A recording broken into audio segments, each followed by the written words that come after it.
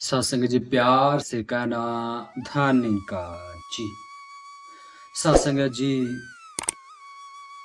हम इस संसार में करने क्या आए हैं और कर क्या रहे हैं। सत्संग जी, इस प्रभु निरंकार प्रभु के कहे वचनों पर नहीं चल रहे हैं। हम सत्संग तो जरूर कर रहे हैं, पर उस सत्संग का फायदा तो नहीं है। जो बातें सत्संग में सिखाई जाती हैं उन बातों पर अमल नहीं किया जा रहा है, जिससे हमारे जीवन में बदलाव नहीं हो पा रहा है। इसी ही आधारित पर एक कहानी दास आपको सुना रहा है। दास कोई बड़ा कहानीकार नहीं है। दास तो बस आपके समक्ष एक छोटी सी कहानी लेकर आता रहता है। दास तो एक आपकी चरणों की धूल है।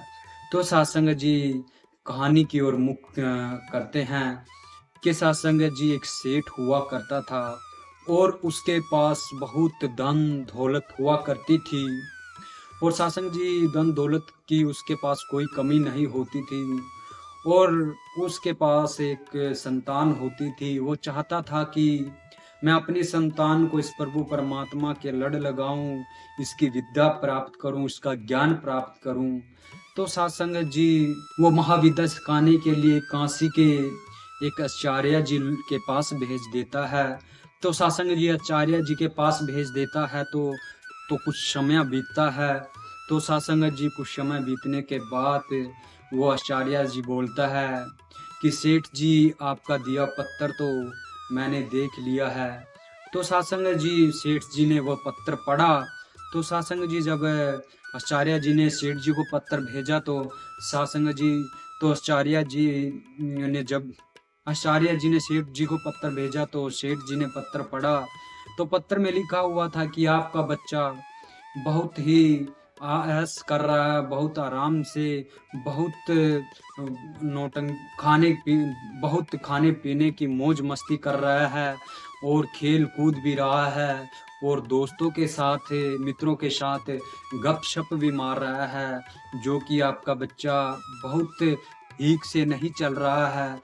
और सत्संग जी, उसके पश्चात लिखा हुआ था पत्र में कि सत्संग जी, जिस काम के लिए आपने भेजा था, आपका बच्चा वो कार्य नहीं कर रहा है।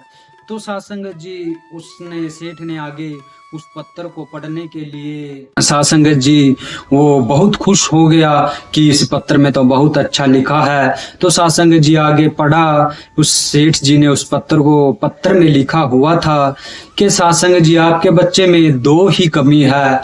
बस एक तो वो गुरुजनों की बात नहीं मानता और सत्संग जी, एक अक्लमंद नहीं है आपका बच्चा। तो सत्संग जी, इन्हीं दो ही कमियों के कारण ही आपका बच्चा आगे नहीं जा पा रहा है, ये विद्या प्राप्त नहीं कर पा रहा है। तो सत्संग जी, जो उस बच्चे में कमी है वही कमी हमारे में ही है। तो सत्संग जी, उस बच्चे में वो कमी नहीं होनी थी तो तभी ही उस विद्या को प्राप्त कर पाता।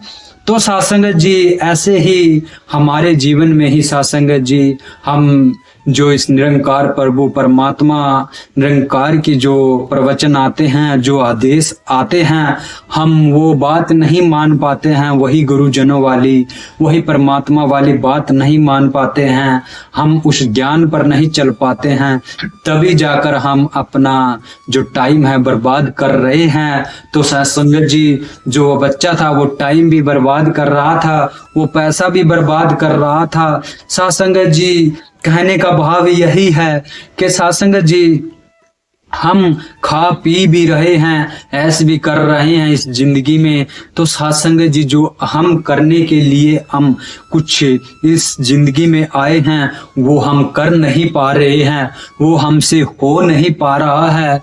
तो सत्संग जी, इस प्रभु परमात्मा के सामने हमने अरदास करनी है कि सच्चे मालिक निरंकार प्रभु माता सुदीक्षा जी, आपने जो हमें बख्शा है वो भी मुबारक है, जो आप बख्शने वाले हो वो भी मुबारक है।